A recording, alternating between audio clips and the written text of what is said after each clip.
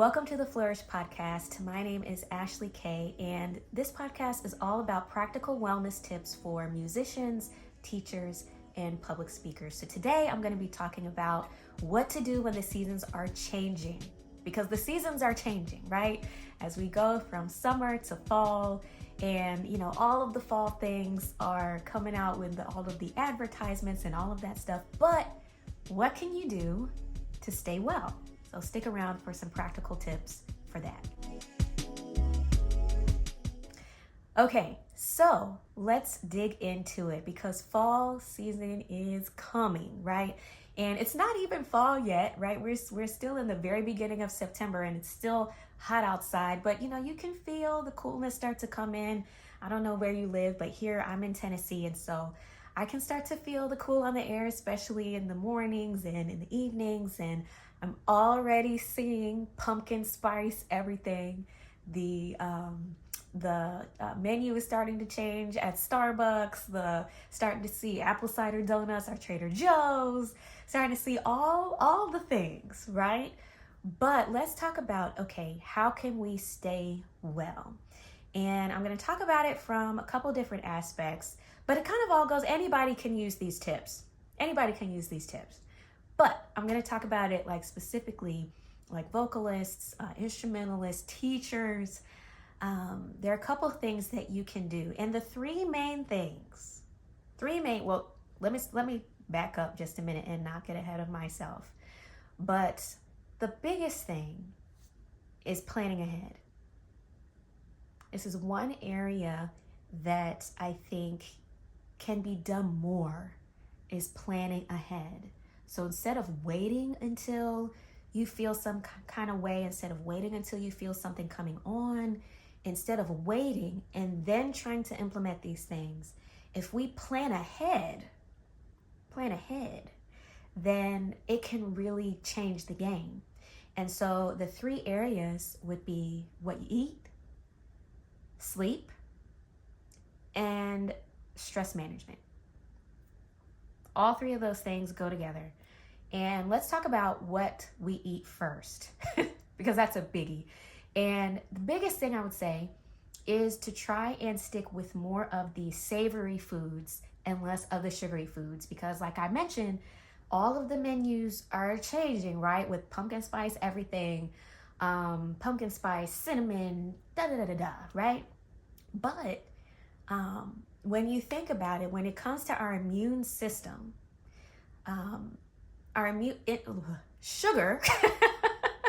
sugar negatively impacts your immune system. And so what we don't want to do during this time of year, right, is to overload our bodies with sugar. That's what we don't want to do. Instead, if we stick with more of the savory foods, then you'll be like, okay, for example, if I were going to Starbucks, because one, I would say try and cook at home as much as you can, but sometimes, stuff happens. I'm not going to act like, I don't go to Starbucks, because I do. I don't go nearly as much as I did, and I don't get the same things that I used to get. And I'm not necessarily saying that Starbucks is the healthiest food out there, but I'm also not saying that I don't go there. But I don't get everything that I used to get. So I would say, for example, if you have to go to Starbucks, instead of me getting a caramel macchiato with extra caramel, like I used to get, or instead of me getting a pumpkin spice latte with a slice of pumpkin loaf bread, instead of getting that, I'm gonna get the cheddar and chive egg bites and a Trenta water. See the difference? One is loaded with sugar, one is not.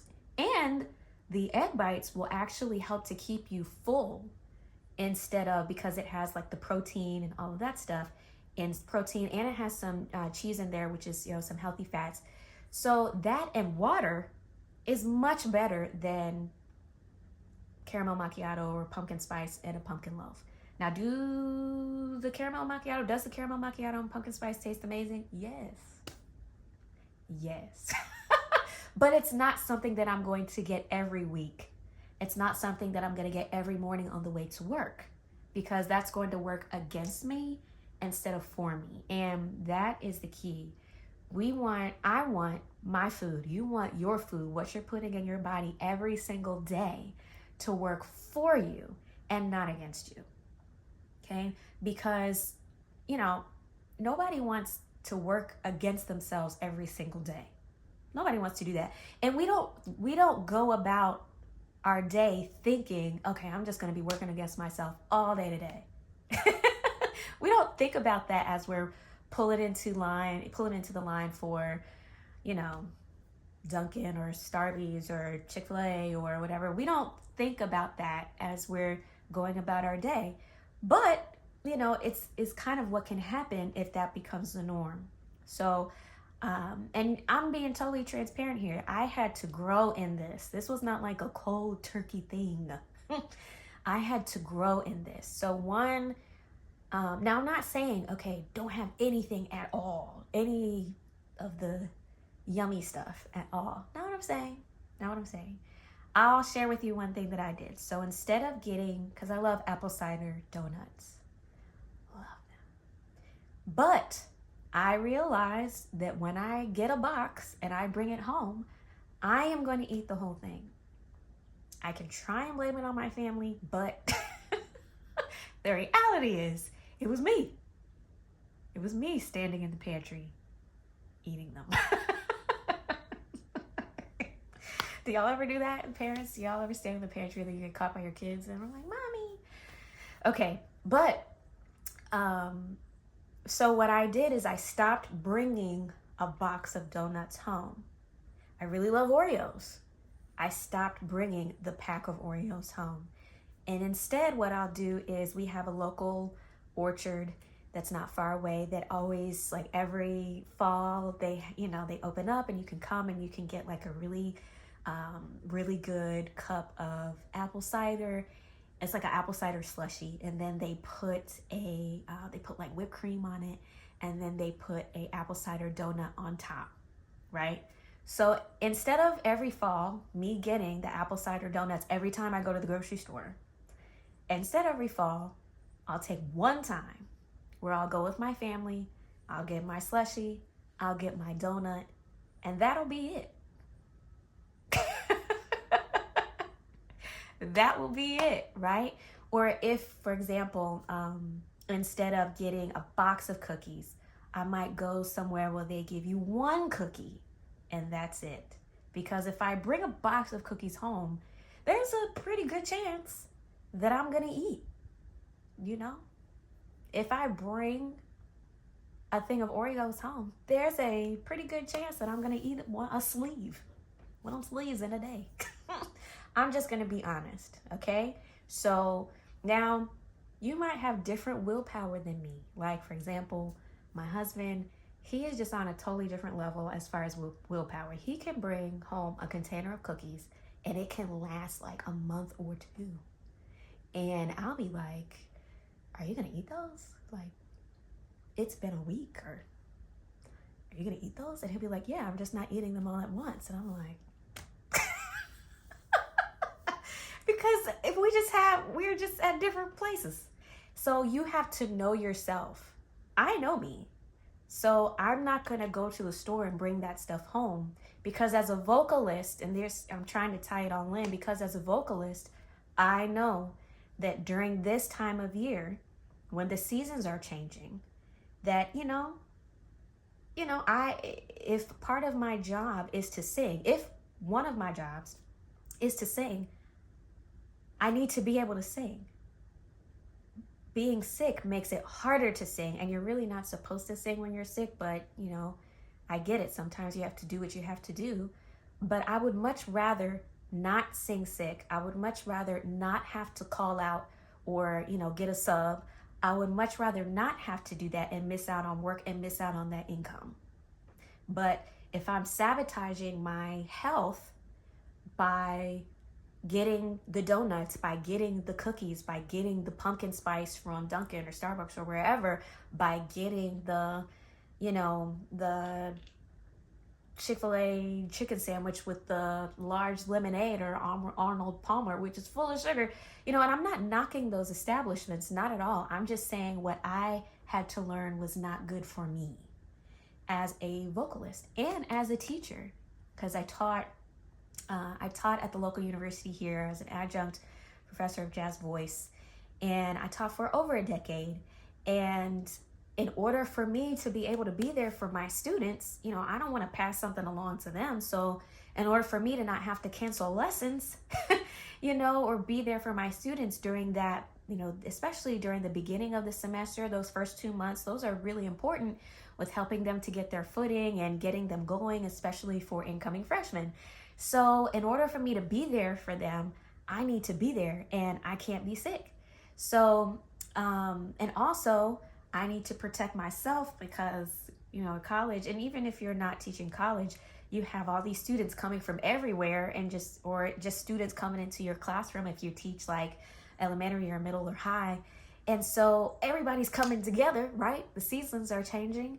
And so in order to protect myself, to keep myself well, there are certain things that I needed to do. So once I learned that eating that sleeve of Oreos in a day or two wasn't helping me, I was like, oh, okay, let me leave those at the store. And here's the thing. I used to say, well, my kids like these things. But I realized that was kind of blaming it on my kids. And so, here's the thing though. When I didn't get those things, when I stopped getting those things, my kids didn't really miss them that much. They didn't really miss them that much. So we don't really get ice cream and stuff and sweets and cookies and all of that stuff on the regular. We don't. We might get it for holidays, like it was, we just had a holiday and we celebrated birthdays and all that stuff. So we did have some for that, but like we don't get ice cream like every week or like on our weekly grocery run or things like that. We stopped. And sometimes, it can start to creep back in, like stuff like that, or chips or whatever. And then we'll have to be like, oh wait, let's dial it back.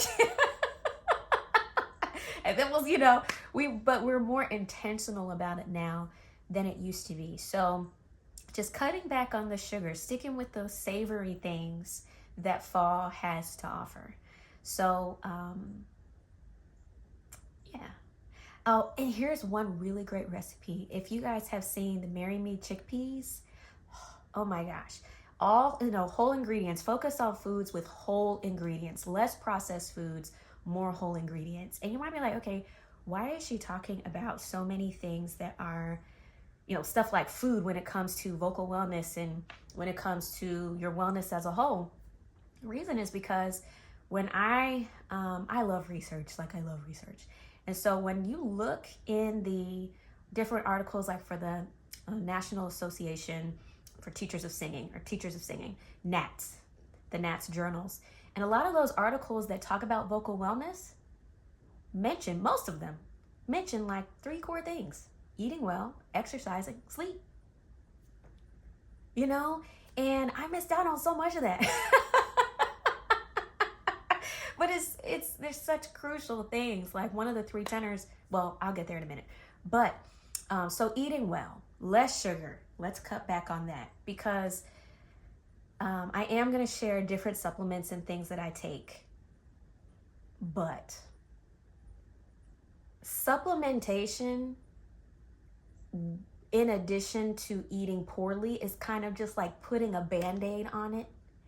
And it's also kind of where you only really get to like medium level as far as like your wellness. Now, if you pair eating well with supplements, then that's a really great boost. Oops.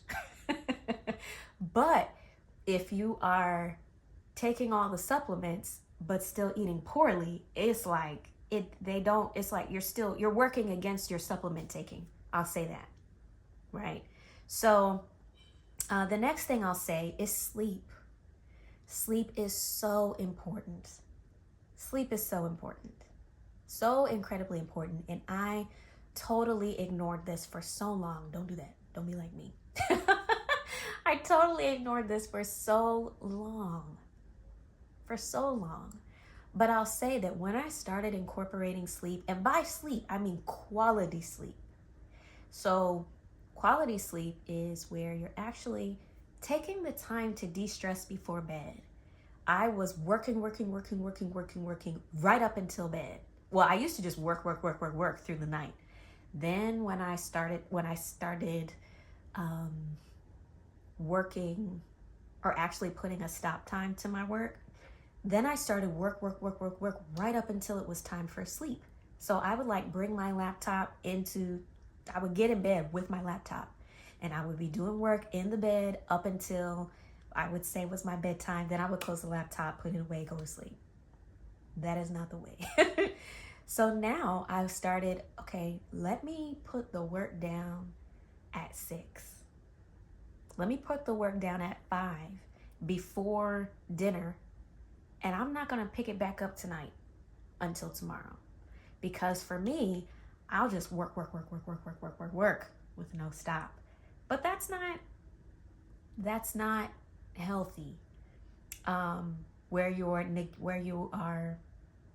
not prioritizing sleep, not prioritizing rest, not prioritizing exercise, and it all flows together because when you get less sleep, you're more likely to crave sugar the next day. You're more likely to crave unhealthy things the next day. So if my goal is to eat well, I don't want to sabotage my cravings the next day by getting less sleep that night before. You see what I mean? So if I'm saying, okay, I really want to eat well so that, to keep my immune system strong, so I'm going to eat less sugar, right? That's my goal. But if that night I stay up all night getting ready for a gig or preparing for a lesson or preparing to teach or a webinar or, whatever it is your job is, getting whatever it is, if I stay up late that night, there's more chances that I'm going to have stronger cravings for the unhealthier things the next day. So I realized that going to sleep earlier is going to help me with eating well. And I was like, oh, okay, that makes sense. So then I started de-stressing before actually getting in the bed. So that could be reading, that could be, to be honest, that could be going for a walk after dinner, which actually helps to reduce inflammation. Going for a walk after dinner, or even just getting up and instead of just sitting there after you eat, if you get up and you just do something like clean your kitchen or do something like that instead of just sitting there being sedentary. When you get up, go for a walk or do something, it helps to reduce the amount of inflammation after you eat. But going for a walk, reading a book, which I've started doing, and I remembered I love to read and I love novels. It had been forever since I had consistently read novels. I grew up reading them all the time. But then as you get older and you start adulting, some of that stuff that you love to do can kind of go by the wayside. And then I was like, why? Why did it go by the wayside? Why am I only reading like one book that I like a year? Why am I doing that? So then I started getting more books from the library and being like, oh, like I like this. This brings me joy, So reading has started to become a part of my de-stressing in the afternoon, or watching a funny show that I like, or doing stretches before you go to bed. Actually taking the time to de-stress, right? To like woosah instead of just work, sleep. You know what I mean? So there's sleep, right? This leads me into talking about stress, because these are the 3 things: eating well, sleep, and stress. Because not eating well, not getting enough sleep, and having chronic stress, all of those things work against your immune system.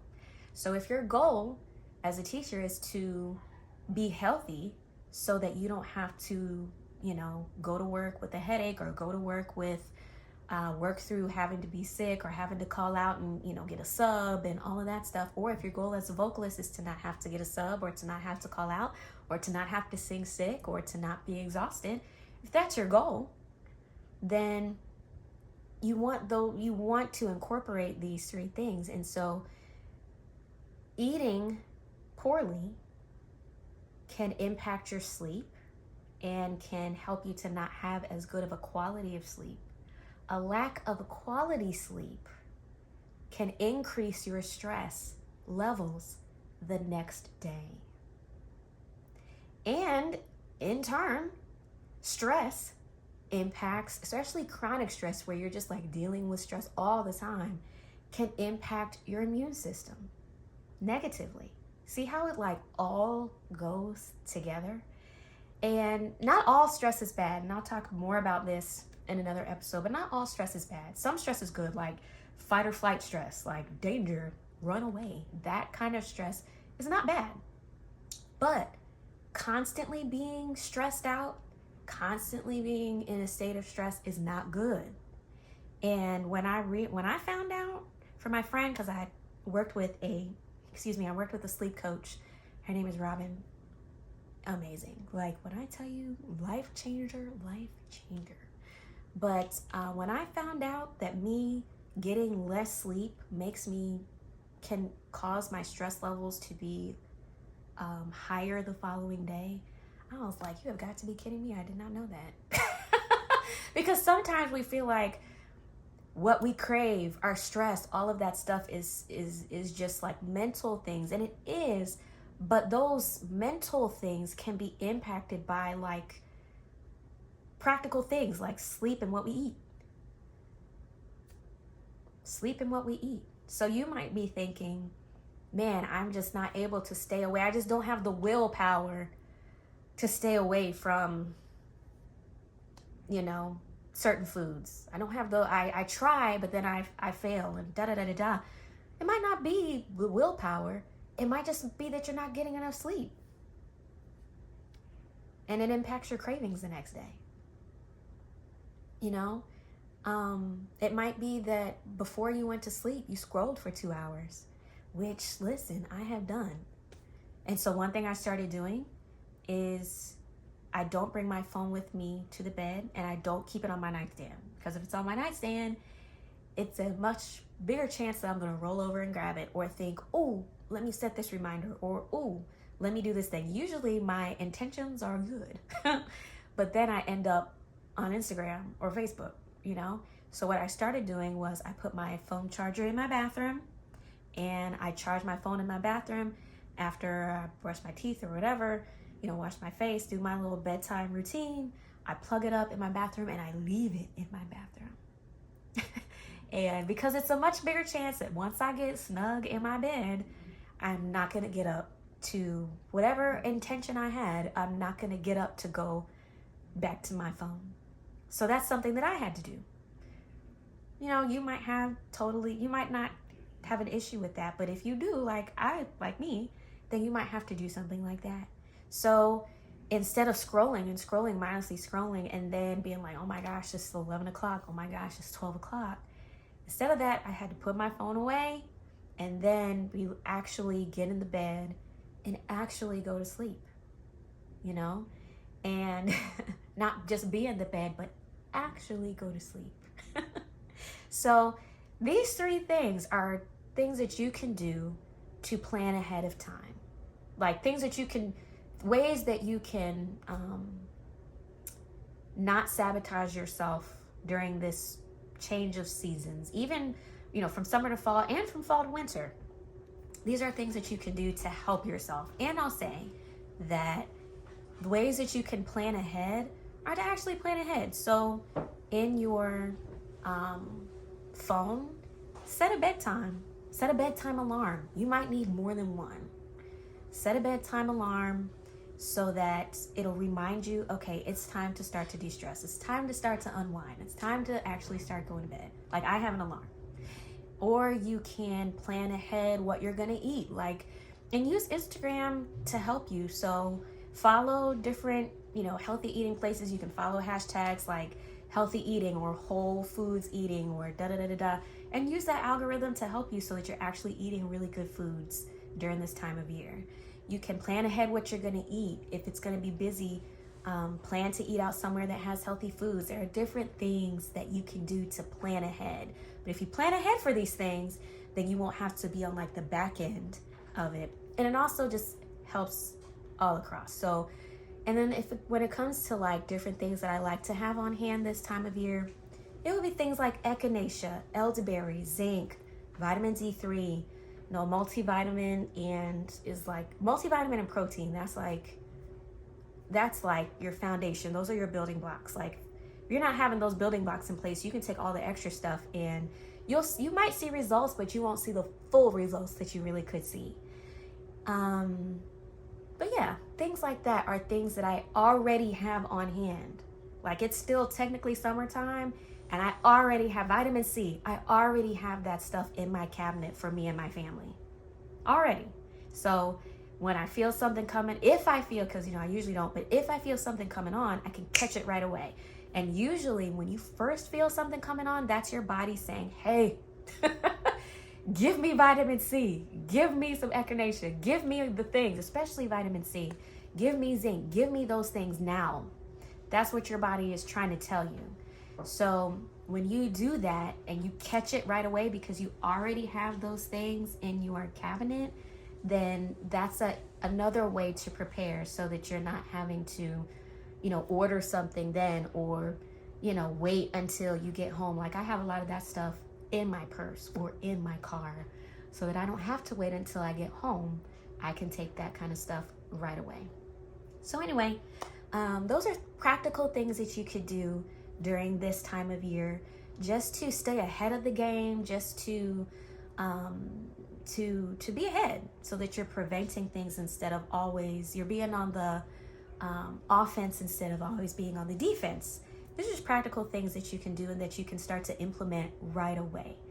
So if this resonated with you, please share with someone else. Please subscribe. Don't forget to hit that subscribe button. And I will see you on the next episode. Bye.